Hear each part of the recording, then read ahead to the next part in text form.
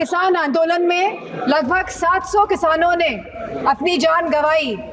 जहां उत्तर प्रदेश में भी लखीमपुर खीरी में जहां किसानों को रौंदा गया मंत्री जी के बेटों द्वारा, हम पूछना चाहते हैं इस सरकार से कि जहां जो 2014 से 22 तक लगभग 1 लाख किसानों ने आत्महत्या की है, तो हम वित्त मंत्री से पूछना चाहते हैं कि प्रधानमंत्री फसल बीमा योजना के तहत कुल किसान लाभ कितना मिला है और कहीं इसमें गिरावट आई है तो कितनी गिरावट आई है। जहां यह कहा गया था कि 2024 तक आप किसान की आय दुगनी कर देंगे, 22 तक किसान की आय दुगनी कर देंगे, और जहां एमएसपी का वादा किया गया था, तो मैं पूछना चाहूंगी कृषि मंत्री से कि आज एग्रीकल्चरल इंफ्रास्ट्रक्चर में कितना बजट या सरकार द्वारा दिया जा रहा है। और जहां खुद प्रधानमंत्री आए थे और उन्होंने वादा किया था कि वो आवारा मवेशियों की समस्या से किसानों को हल दिलाएंगे, निजात दिलाएंगे, तो क्या इस आवारा पशुओं की जो समस्या है जिसकी वजह से आज हमारा देश चौकीदार बन गया है, रात भर सो नहीं पा रहा है, तो क्या कोई प्रावधान बजट में रखा गया है? और अगर किसान की ज़रूरतमंद जैसी चीज़ों पर क्या यह सरकार ने कोई भी जीएसटी माफ़ करी है या खाद में सब्सिडी देने में यह सरकार कायम रह पाई है? और जहां खुद प्रधानमंत्री आए थे उत्तर प्रदेश में विधानसभा चुनाव में और उन्होंने वादा किया था उत्तर प्रदेश की जनता को, उत्तर प्रदेश के लोगों को, कि वो आवारा मवेशियों की समस्या से किसानों को हल दिलाएंगे, निजात दिलाएंगे। यह सरकार लगातार 1 दशक से किसानों की अवहेलना कर रही है। गांव की अर्थव्यवस्था पूरी तरह चरमरा गई है और इसकी एक बड़ी वजह महंगाई है।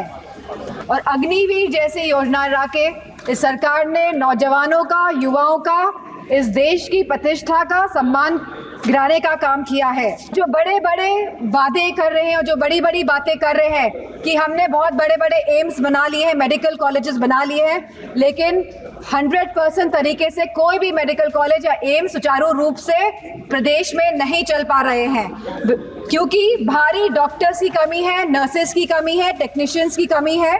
इसी के साथ जो टीचिंग फैकल्टी में भी भारी टीचर्स की कमी है। सर, जो सरकार कुपोषण के बारे में बात कर रही थी, जो भारत को अनीमिया मुक्त बनाने के बारे में बात कर रही थी, तो मैं उनसे कहना चाहूँगी कि आप सभी अपने वादों में विफल हुए हैं। आपने जो वादे करे थे लोगों को, आपने सारे वादे जनता के साथ वो वादों को तोड़ने का काम किया है। जहाँ आप जीडीपी की बात करते हैं, जहाँ आप थर्ड इकोनॉमी की बात करते हैं कि हमारा देश तीसरी बड़ी इकोनॉमी बनने जा रहा है, लेकिन वही हमें बात करनी है पर कैपिटा इनकम की, स्टैंडर्ड ऑफ लिविंग की बात करनी है, हमको महंगाई बांधने की बात करनी है, हमको इलाज मुफ्त और सस्ता दिलाने की बात करनी है।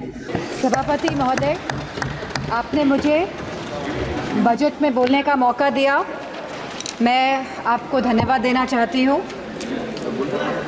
हमारा देश किसान प्रधान और कृषि प्रधान देश है। अगर हमारे किसान और युवाओं का भविष्य सुनिश्चित नहीं कर पा रहे हैं हम, तो मैं समझती हूँ कहीं ना कहीं हम सब अपने फ़र्ज से डगमगा रहे हैं। जहाँ वित्त मंत्री ने 9 प्राथमिकताओं की बात करी और कृषि को जहाँ पहला स्थान दिया गया, वही मैं वित्त मंत्री से पूछना चाहती हूँ कि कृषि ग्रामीण अर्थव्यवस्था की वृद्धि दर क्या है। जहाँ यह कहा गया था कि 2024 तक आप किसान की आय दुगनी कर देंगे, 22 तक किसान की आय दुगनी कर देंगे, और जहां एमएसपी का वादा किया गया था, तो मैं पूछना चाहूँगी कृषि मंत्री से कि आज एग्रीकल्चरल इंफ्रास्ट्रक्चर में कितना बजट या सरकार द्वारा दिया जा रहा है। यूपी को इस बजट के तहत क्या मिला है? क्या एक भी मंडी पिछले 10 सालों में उत्तर प्रदेश में बनी है? और अगर किसान की ज़रूरतमंद जैसी चीज़ों पर क्या यह सरकार ने कोई भी जीएसटी माफ़ करी है या खाद में सब्सिडी देने में यह सरकार कायम रह पाई है? और जहां खुद प्रधानमंत्री आए थे उत्तर प्रदेश में विधानसभा चुनाव में और उन्होंने वादा किया था उत्तर प्रदेश की जनता को, उत्तर प्रदेश के लोगों को, कि वो आवारा मवेशियों की समस्या से किसानों को हल दिलाएंगे, निजात दिलाएंगे, तो क्या इस आवारा पशुओं की जो समस्या है, जिसकी वजह से आज हमारा देश चौकीदार बन गया है, रात भर सो नहीं पा रहा है, तो क्या कोई प्रावधान बजट में रखा गया है इस समस्या को लेके?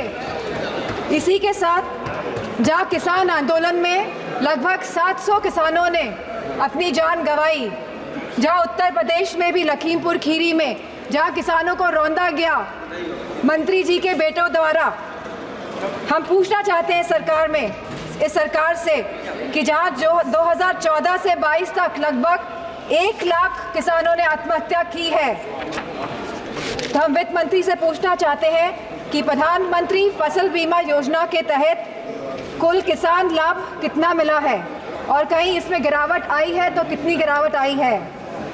यह सरकार लगातार 1 दशक से किसानों की अवहेलना कर रही है। गांव की अर्थव्यवस्था पूरी तरह चरमरा गई है और इसकी एक बड़ी वजह महंगाई है। और जहां मनरेगा में इस सरकार ने 89,000 करोड़ का बजट दिया है, तो हमारी मांग है कि कम से कम 100 दिन की वेजेस मनरेगा के तहत लोगों को सुनिश्चित करी जाए और लगभग 20% मनरेगा का बजट बढ़ाया जाए। इसी के साथ शिक्षा बजट में भी लगातार हमारा घट रहा है, जहां यह केवल आज 2.5% है of the total budget spending allocation, और जहां यूनेस्को ने ये बेंचमार्क दिया है कि लगभग यह 4 से 6% तक होना चाहिए, वही यूजीसी के फंड्स लगातार घटाए जा रहे हैं और इसको लगभग इस बार 7 से 61% घटा दिया गया है। जहां हम बात करते हैं सस्ती और अच्छी शिक्षा की, वहीं यह सरकार लगातार शिक्षा बजट में बजट जो कम कर रही है, तो मैं समझती हूँ इनकी नीयत कहीं साफ नहीं है, मंशा कहीं सही नहीं है हमारे देश के युवाओं के और स्टूडेंट्स के प्रति। वहीं आज हमारे देश का युवा निराश है, जहां निराशा संभव को भी असंभव बना देती है। तो मैं समझती हूँ जो वादे किए गए थे, जो रोजगार को लेके, सरकार पूरी तरह इसमें विफल रही है और लगातार बेरोजगारी दर बढ़ रहा है, जहां आज यह बेरोजगारी दर 9.2% है और जहां महिलाओं का बेरोजगारी दर 18.5% है। तो मैं समझती हूँ लगातार युवाओं का मनोबल गिराने का काम इस सरकार ने किया है और अग्निवीर जैसी योजना ला के इस सरकार ने नौजवानों का, युवाओं का, इस देश की प्रतिष्ठा का सम्मान गिराने का काम किया है। जो सरकार सोशल जस्टिस की बात करती है, लेकिन आज भी यह सरकार जातिगत जनगणना से अपना मुंह मोड़ रही है, जहां अनुसूचित जाति जनजाति पर होने वाले अपराध लगातार बढ़ रहे हैं और उत्तर प्रदेश में यह अपराध नंबर 1 पे है। और साथ ही महिलाओं के साथ जघन्य अपराध लगातार बढ़ रहे हैं। उत्तर प्रदेश आज इसमें भी टॉप लिस्ट पर है। तो मैं पूछना चाहती हूँ कि महिलाओं को सुरक्षा को लेकर यह सरकार क्या कर रही है?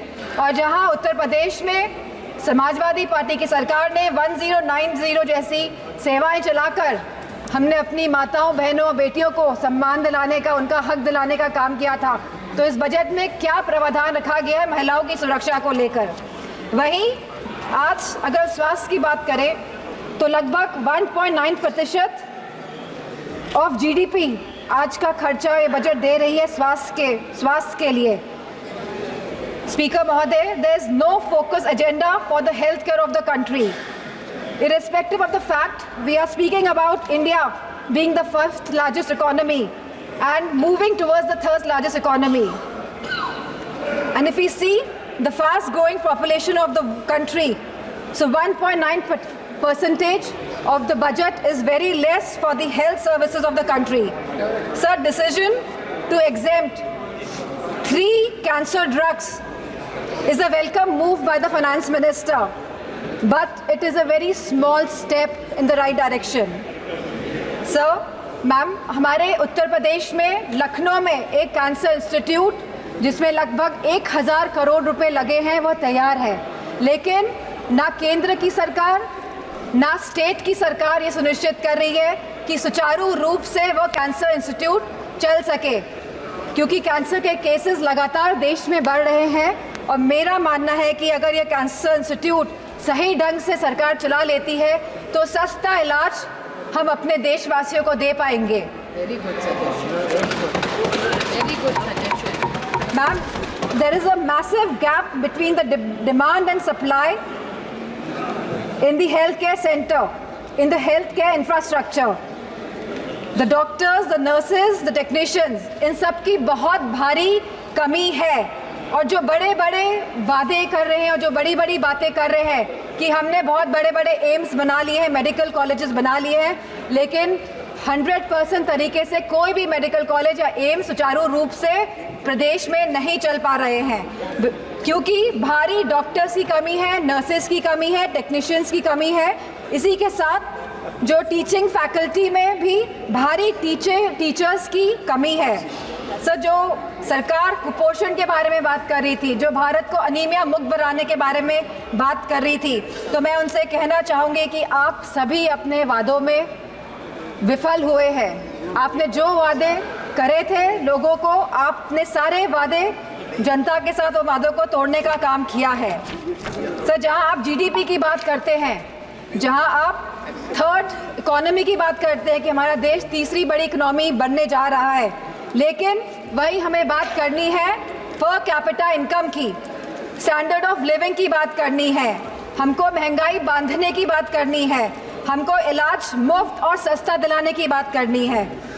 और जो कैपिटल एक्सपेंडिचर की आप बात कर रहे हैं, तो मैं समझती हूँ इसमें भी समय सीमा तय होनी चाहिए कि इंफ्रास्ट्रक्चर के जो भी प्रोजेक्ट्स बन रहे हैं उनकी समय सीमा निर्धारित हो, क्योंकि यह टैक्स का मनी है, ये जनता का पैसा है। धन्यवाद माननीय सदस्य। Ma'am, 2 minutes I will take ma'am. यह जनता का पैसा है और इसे सही ढंग से इस्तेमाल करने के लिए हम सब प्रतिबद्ध हैं। मैम, इसी के साथ मैं कहना चाहूँगी कि reformative and revolutionary changes can come in the country even after 11 years, but the dedication and concentration is required from the government. Nothing can alter the past but responsible behavior by the government, and I'm not playing a blame game here. I'm saying a responsible behavior is the behavior in which we are responding to the present situation, and if the government plays a responsible behavior, then formative changes can come in the country. Thank you, Speaker. Ma'am.